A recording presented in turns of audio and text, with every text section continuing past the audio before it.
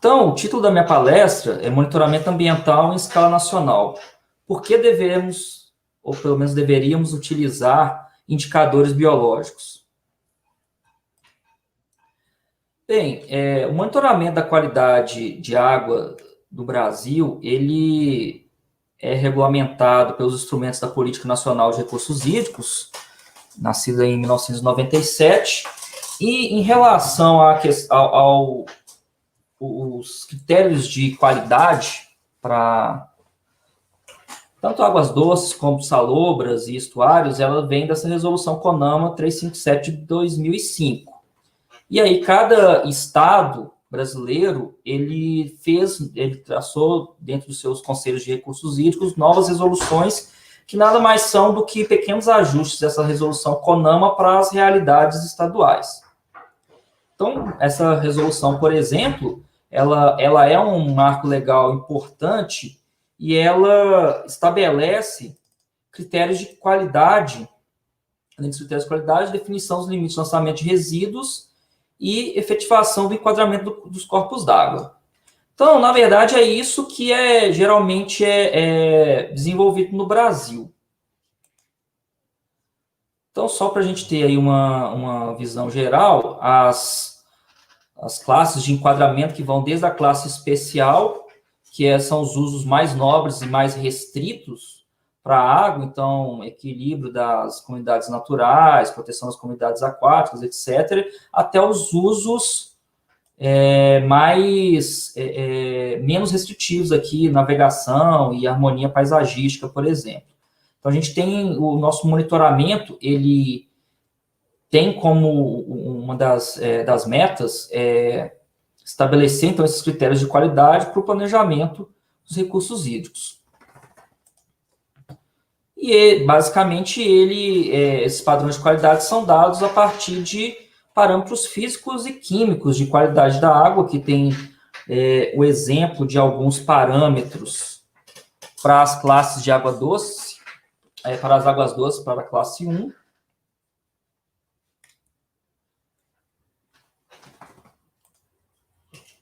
No entanto, a gente tem alguns pequenos problemas com essa metodologia que utilizamos no Brasil. Então, o primeiro, que o nosso monitoramento, atualmente, ele é focado só em parâmetros físicos e químicos de qualidade da água.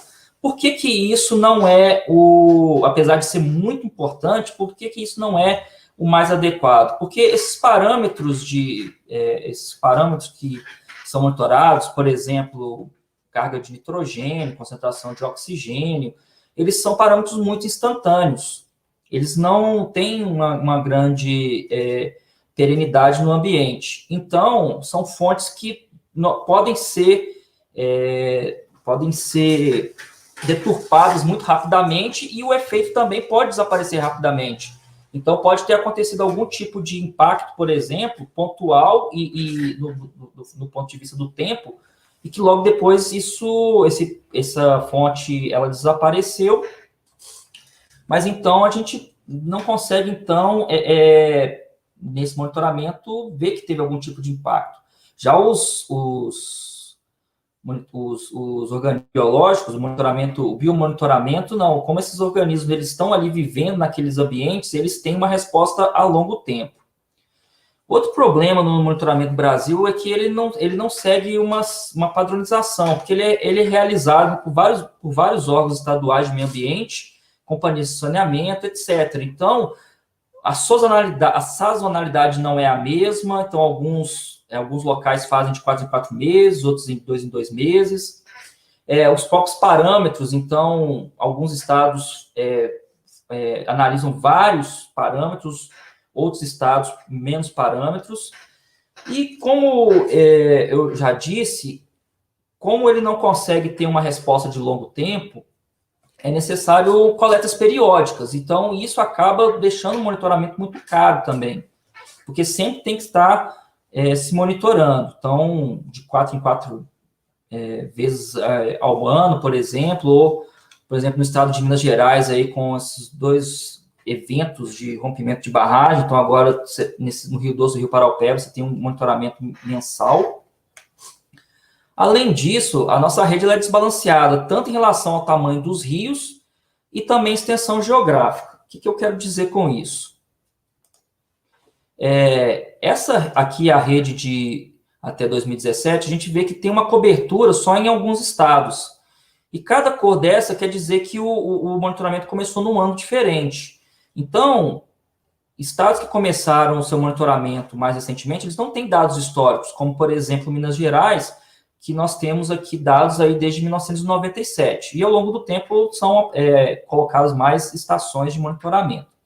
Aqui a rede planejada a partir de 2019, eu não tenho informação ao certo de quantas essas estações já estão em monitoramento, mas algumas que eu tive a oportunidade de checar, só tem os dados de 2019, porque foi quando começaram a operar. Então, você não tem uma série histórica para essas estações. Além disso, a gente tem muito mais estações aqui na região sudeste, e não é possível analisar nessa imagem, mas geralmente essa rede de monitoramento ela está localizada em grandes rios, porque são mais próximos de estradas, você tem fácil acesso.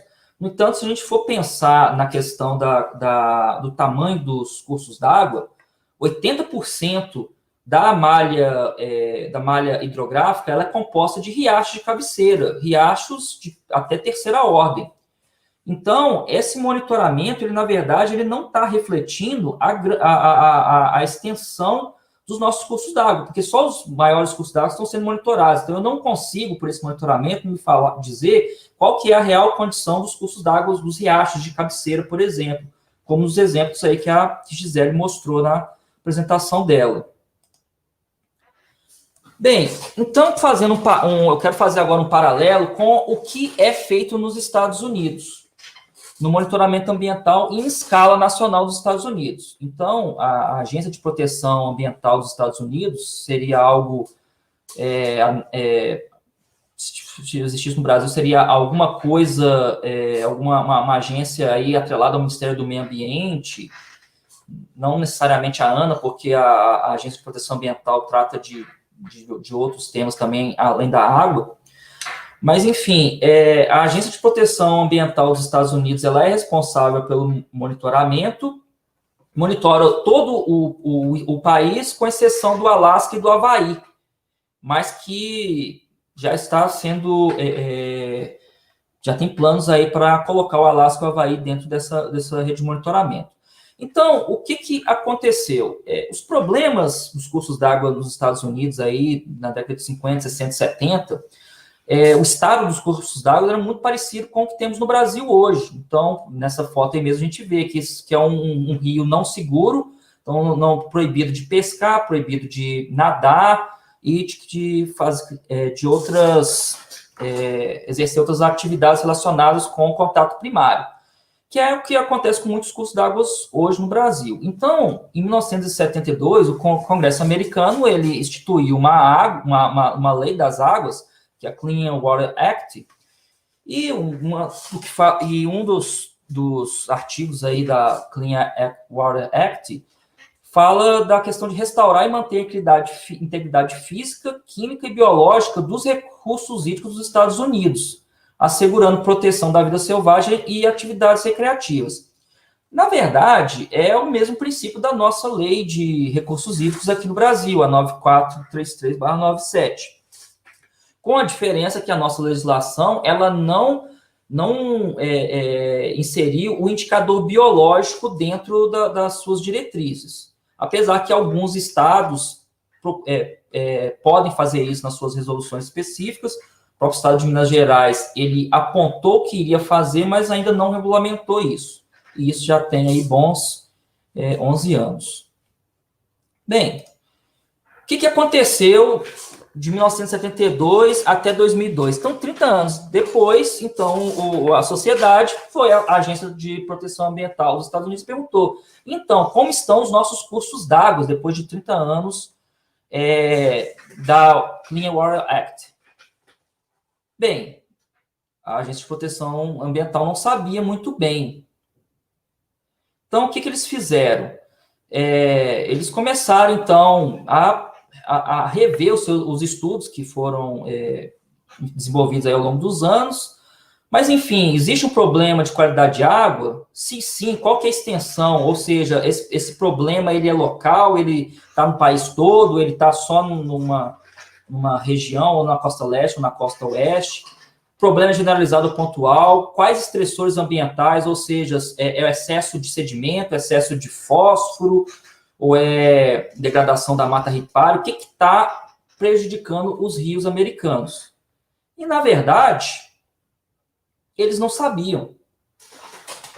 Eles começaram, então, eles que eu falo, a agência de proteção, os vários grupos da Agência de Proteção Ambiental, eles começaram a rever os dados existentes dos estudos aí executados ao longo dos 30 anos e viram que não é possível elaborar um relatório sobre a condição dos Estados Unidos. E com isso, tiveram várias críticas aí da sociedade, jornais, órgãos do governo. Então, o que aconteceu? A Agência de Proteção Ambiental, sigla EPA, ele teve que promover uma abordagem uniforme e consistente para poder, então, fazer um monitoramento ambiental de maneira a poder responder de maneira clara qual é a condição dos cursos d'água nos Estados Unidos. E é muito interessante que a estrutura do EPA, que ela é um pouco diferente do que é acostumado no Brasil, porque fora as universidades e os institutos de pesquisa, como o INPE ou o IPEA, os outros órgãos do Brasil, eles não estão, apesar de existir doutores e cientistas, isso não é comum aqui no Brasil. E a própria inserção desses doutores, muitas vezes, não está atrelado à ciência, ao desenvolvimento científico. E lá não, lá a Agência de Proteção Ambiental tem vários cientistas, e esses cientistas, então, eles desenvolveram uma metodologia robusta para o monitoramento ambiental dos Estados Unidos em escala nacional.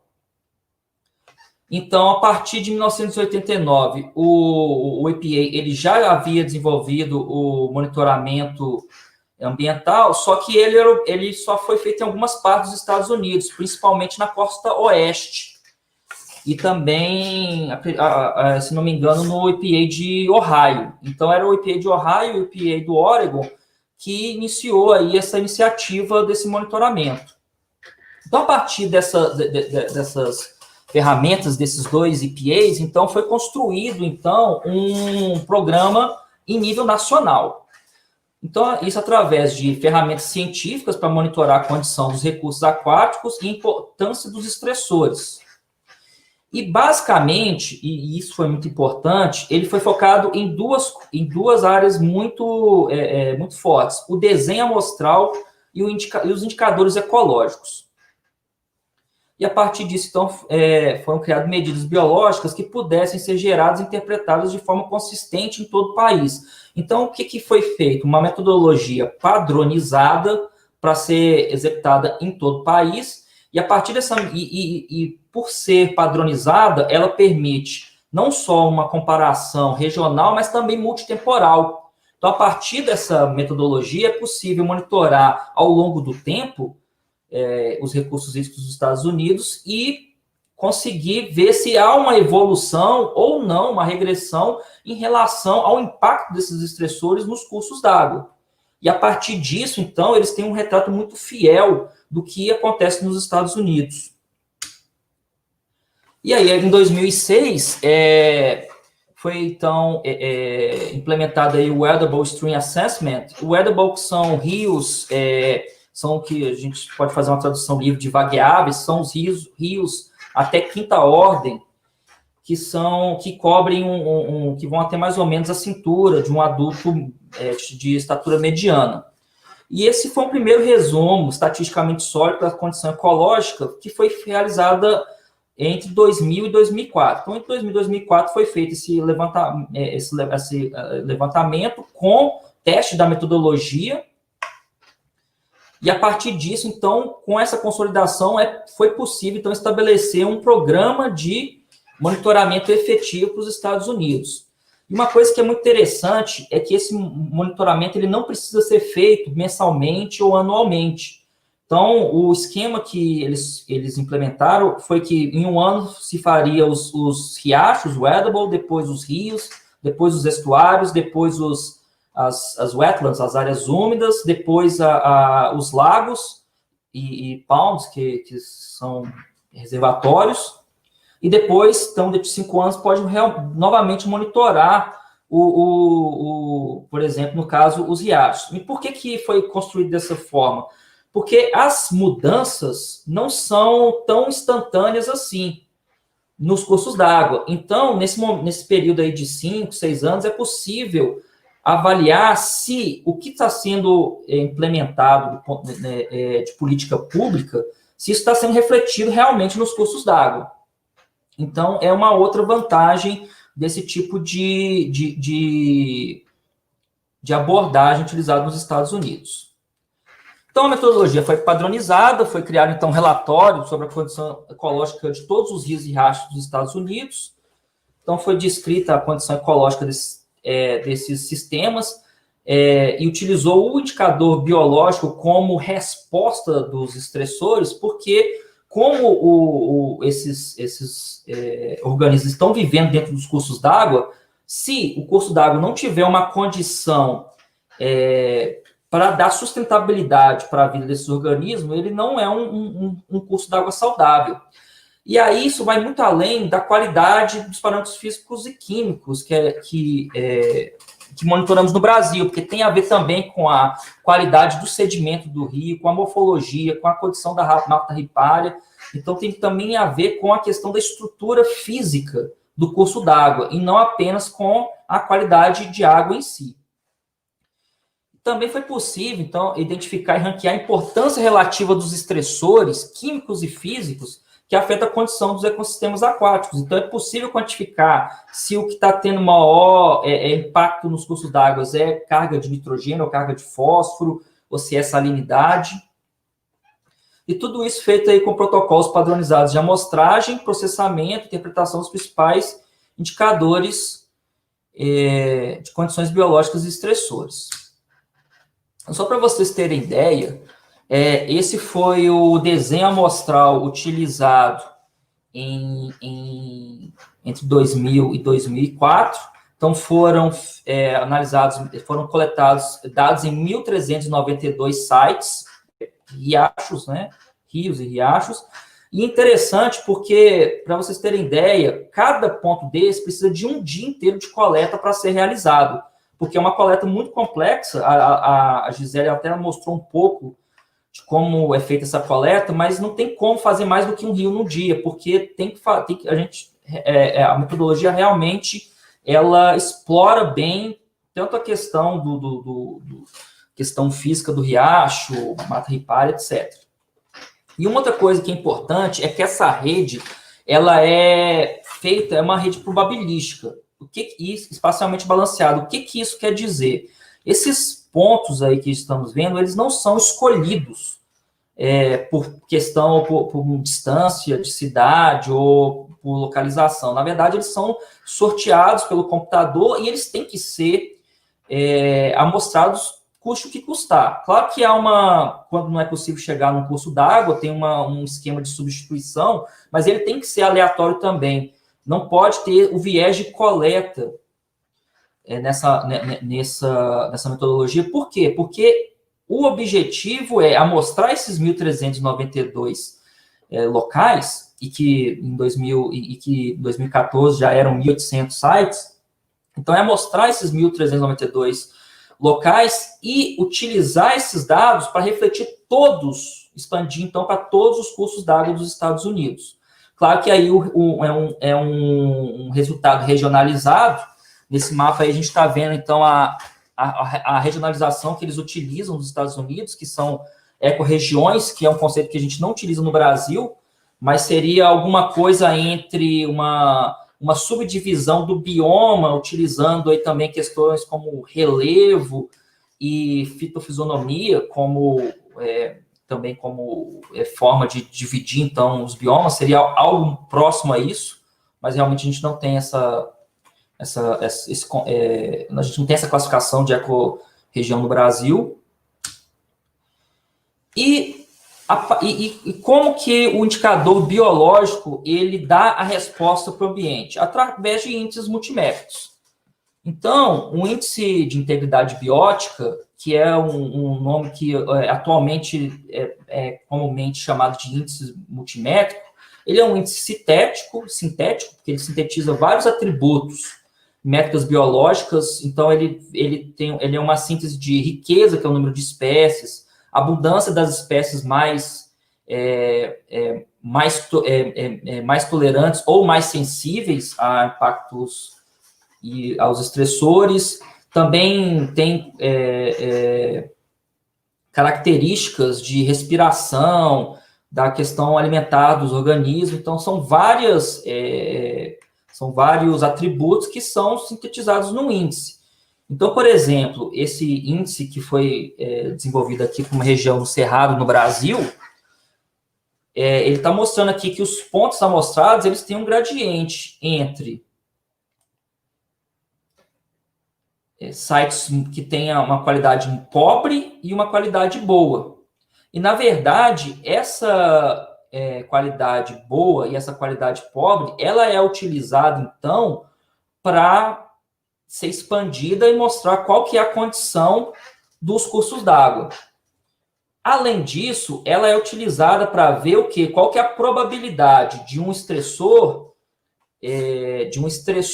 impactar um curso d'água a partir desse índice. Então, seria a probabilidade de eu ter por exemplo, um estresse, uma condição ruim de integridade biótica, dado que eu tenho um estressor ruim, ou seja, uma quantidade baixa de oxigênio dissolvido ou uma concentração alta de nitrogênio.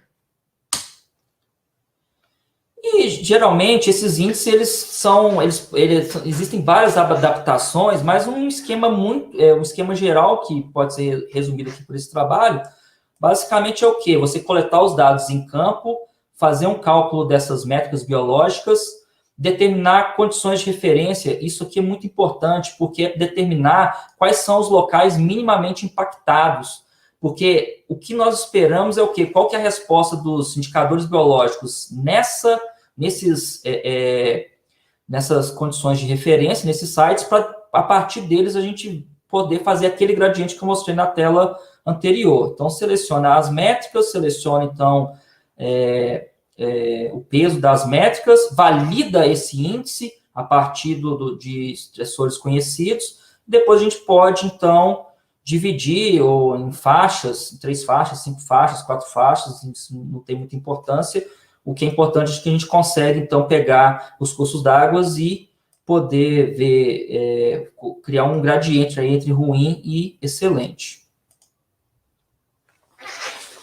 E a partir desses índices, a gente pode, então, ver qual que é o risco relativo que um curso d'água ele está sofrendo. O que é esse risco relativo? Ele é a probabilidade da gente ter uma condição biológica ruim associada a um estressor e condição ruim. Então, por exemplo, nesse exemplo aqui, seria eu ter baixos scores do meu índice de integridade biótica relacionado com altas porcentagens de sedimento fino ou de turbidez ou alta concentração de nitrogênio total ou de oxigênio dissolvido. E a partir disso a gente pode ver qual que é a severidade de determinado estressor para a condição biológica. E como eu havia dito para vocês, como a rede de amostragem ela é probabilística, então eu posso pegar aquele resultado dos meus sites e poder expandir eles para toda uma região. Então, por exemplo, se eu tenho 100 sítios amostrados e 70 representa a condição ruim para o oxigênio dissolvido, eu vou expandir, então eu sei que 70% dos meus cursos d'água naquela região, ela tem condição ruim para o oxigênio dissolvido. Por quê? Porque eu tenho uma amostragem probabilística nesse caso. E aí, então, eu posso ver qual que é a magnitude disso, porque eu sei, por exemplo, a extensão do meu estressor. Então, se eu tenho um estressor muito alto para oxigênio dissolvido, eu posso controlar as fontes que estão diminuindo o oxigênio dissolvido nos cursos d'água, ou então, por exemplo, estressores que são mais relacionados com mais fáceis de encontrar as fontes, por exemplo, nitrogênio, fósforo ou carga sedimentar.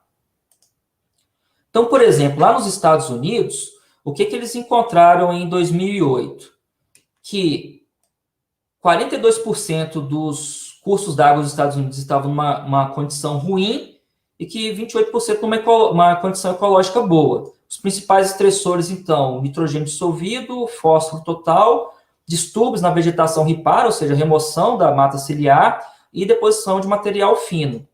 E é interessante porque a gente pode observar que a costa leste, ela está a costa oeste dos Estados Unidos, ela está numa condição muito melhor do que a costa leste, por exemplo.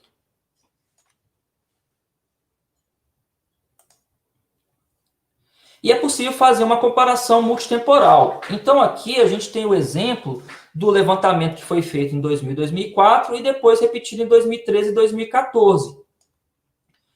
Então, temos aqui o resultado para os Estados Unidos, em escala nacional, e nas 3 ecorregiões principais deles, os escudos do leste, as planícies e terras baixas e o oeste dos Estados Unidos. Então, só para a gente ter uma comparação aqui, um exemplo, o que aconteceu aqui, por exemplo, em 2004?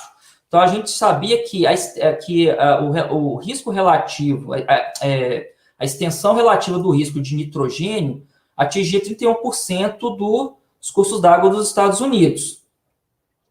Esse risco para 2013, 2014 já era maior, se bem que o nitrogênio está aqui embaixo, um pouco maior aqui, 40%. O fósforo já subiu de 30% da extensão do risco para 60%.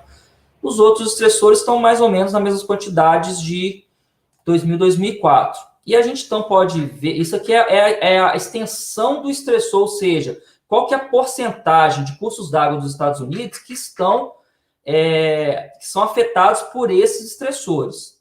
E aqui a gente está vendo como esses estressores, qual que é o risco relativo desses estressores em relação, no caso, à integridade de macroinvertebrados bentônicos. Então, a gente vê, por exemplo, que a gente tem 2 vezes mais chance de ter uma condição ruim,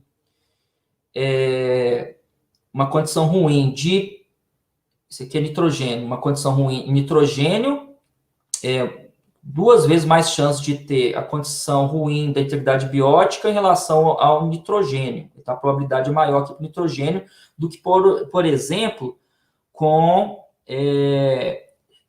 distúrbio na mata ripária. E que esse risco relativo, então, ele mudou aqui. Então, a gente vê que o risco para distúrbio na vegetação ripária aumentou. E que, por exemplo, para nitrogênio e fósforo diminuiu. Então, a partir desse tipo de metodologia, a gente consegue ver o que está realmente impactando os cursos d'água e que a gente vê então, que medidas relacionadas aqui ao controle de nitrogênio e fósforo provavelmente estão sendo mais efetivas do que no caso aqui de distúrbio na vegetação ripária. Então, esse aqui é um exemplo para a condição nacional dos Estados Unidos. Tem nos artigos, tem aqui também para isso em relação às grandes ecorregiões deles. Bem, e aí o que acontece? É possível implementar isso no Brasil? Acreditamos que sim. Então, a partir dos últimos anos, vários índices multimétricos foram desenvolvidos no Brasil. Então, tanto aí na Mata Atlântica, na Amazônia temos exemplos, também temos exemplos aí no Cerrado, com peixes, não só com macroinvertebrados, também o que a gente chama de multi-assemblage, ou seja, vários grupos, com peixes junto com macroinvertebrados betônicos e também com diatomáceas. E também já é possível utilizar índices, também é efetivo utilizar índices produzidos para uma região diferente para uma dada região, que isso também já foi testado. Então, isso é importante, por quê? Porque não necessariamente precisa-se, todo momento, estar construindo índices de integridade biótica. Pode-se aplicar, por exemplo, um conjunto de índices numa região e utilizar esse resultado na gestão daquela região.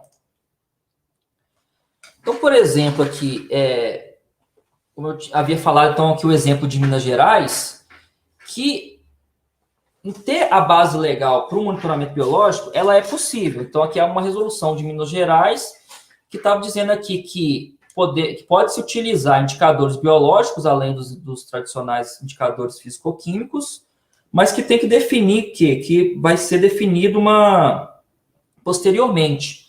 Quais são o quê? Critérios de sítio de referência para ver uma comparação dos locais preservados e com muito impacto, os desvios, então, ou seja, o que é esse desvio? O que no local que eu amostrar, o quanto que esse local está diferente das áreas de referência, enfim. Só que isso nunca foi implementado no estado de Minas Gerais. Houve algumas iniciativas, mas que não foram efetivas.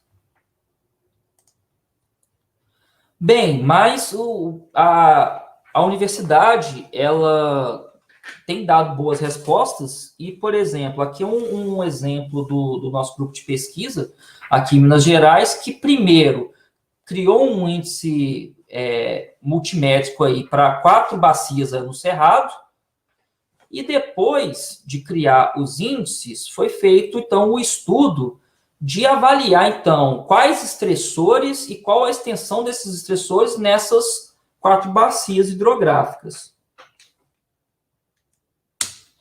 Então, o que acontece? Aqui a gente pode ver que a extensão, primeiro que a extensão do estressor, ela é diferente dependendo da região que se avalia. Então, tem regiões que, por exemplo, a porcentagem de agricultura, ela é muito mais extensa do que, por exemplo, o pasto, ou a presença de sedimento fino, ou a influência por turbidez, por exemplo. Só para a gente ter uma ideia aqui, na região aqui do reservatório de Nova Ponte, os maiores os maiores estressores aqui para os macroinvertebrados betônicos são turbidez, porcentagem de fino e de pasto. Só que, no entanto, numa escala, a extensão de pasto e turbidez, ela é mais baixa que, por exemplo, finos. Então, do ponto de vista regional, apesar de ele ser um estressor importante, ele tem uma extensão mais local dentro da bacia. Aqui no Três Marias seria o caso de turbidez, por exemplo, que tem uma extensão mais local. Volta Grande e São Simão também, os estressores mais importantes, então, nitrogênio total e turbidez, mas que também tem uma extensão baixa. Do ponto de vista regional, o que a gente está chamando de regional aqui são essas 4 bacias, que pode ser, que são bons exemplos aí para o Cerrado. Então, a gente tem aqui do ponto de vista regional,